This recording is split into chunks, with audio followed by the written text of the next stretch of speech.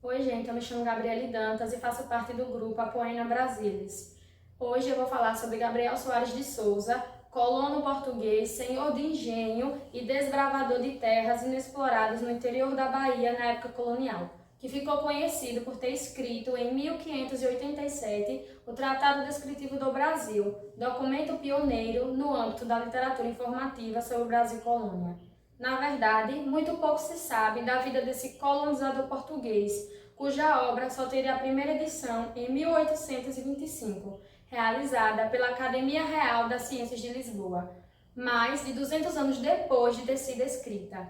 De acordo com dados reunidos pelo historiador luso-brasileiro Francisco Adolfo Van Hagen, a quem se deve o primeiro estudo e a primeira edição crítica do Tratado Descritivo do Brasil, Gabriel Soares de Souza nasceu em Portugal de origem nobre e teria chegado ao Brasil por volta de 1570.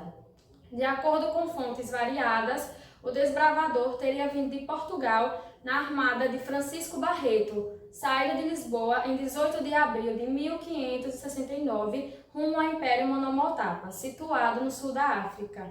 De passagem pelo Brasil, havendo necessidade de abastecer a nau, os expedicionários aportam na Baía de Todos os Santos, onde Gabriel Soares resolve desembarcar.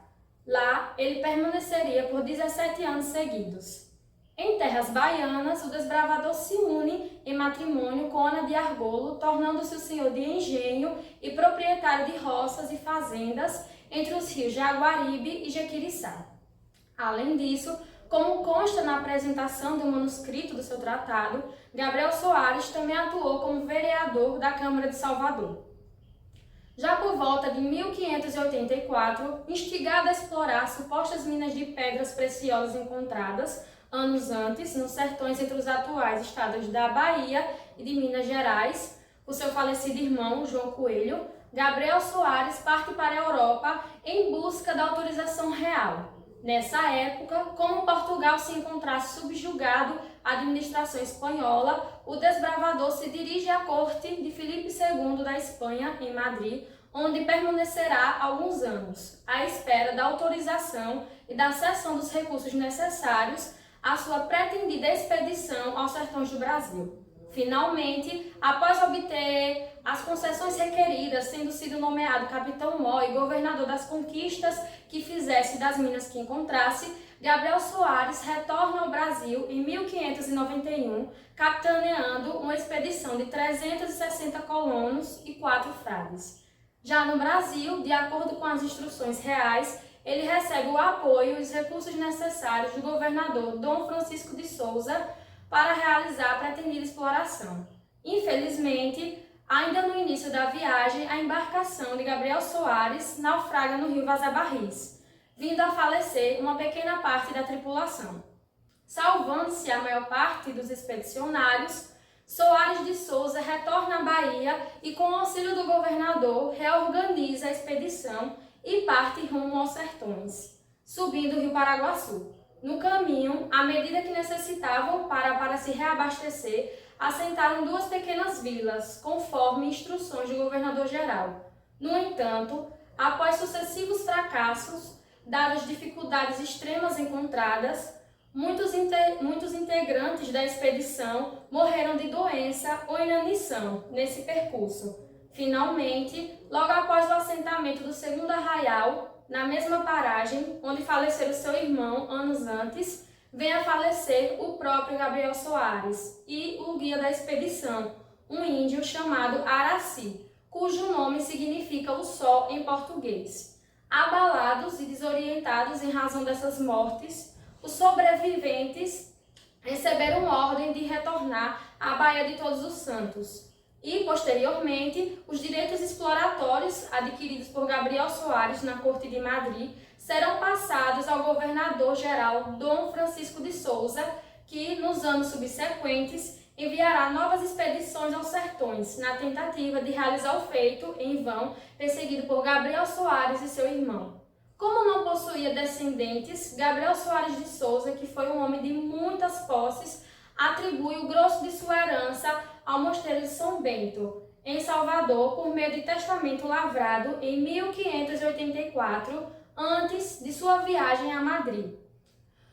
Como uma das condições à vultuosa doação, o desbravador solicita a garantia do depósito de seus restos mortais e de sua esposa no mosteiro de sua predileção.